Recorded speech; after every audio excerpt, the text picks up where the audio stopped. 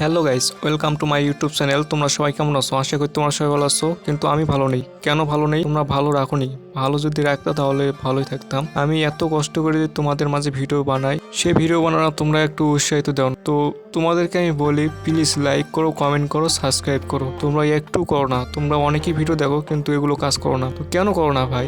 আমার কি সমস্যা? আমার কি প্রবলেম? আমার কোন সাইটে খারাপ? তোমরা একটু আজকে কমেন্ট করে বলো তো, কেন তোমরা আমাকে সাপোর্ট করো না? তোমাদের কাছে আমি কোশ্চেনটা রাখলাম, তোমরা অবশ্যই অ্যান্সার দিবে।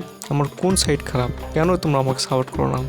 আমি যে একটা ভিডিও বানাই, একটা ভিডিও বানাতে হলে একটা কন্টেন্ট ক্রিয়েটারে জানে যে একটা ভিডিও বানাতে কত পরিশ্রম করতে হয়, এবং একটা যে ভিডিও বানাবো এই ভিডিওর পিছনে কত সময় ব্যয় করতে হয়, সেটা একমাত্র যারা ভিডিও বানায় বা কন্টেন্ট ক্রিয়েটার তারাই বোঝে কষ্টটা কী মতো।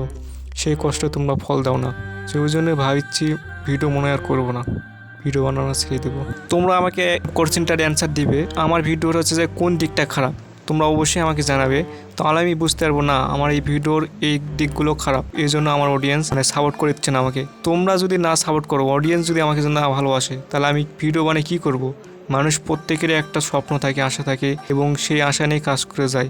শুধু শুধু পরিশ্রম করে তো লাভ নাই। পরিশ্রম করে কি জন্য? সফলতা পাওয়ার জন্যই। এখানে যদি পরিশ্রম করে যে সফলতা যদি নাই পাবো, তাহলে এখানে কোনো পরিশ্রম করে লাভ আছে? আমার কোনো লাভ নাই। তোমরা প্লিজ আমাকে জানাবে আমার ভিডিওর এই দিকটা খারাপ, এই জন্য তোমরা পছন্দ করো না।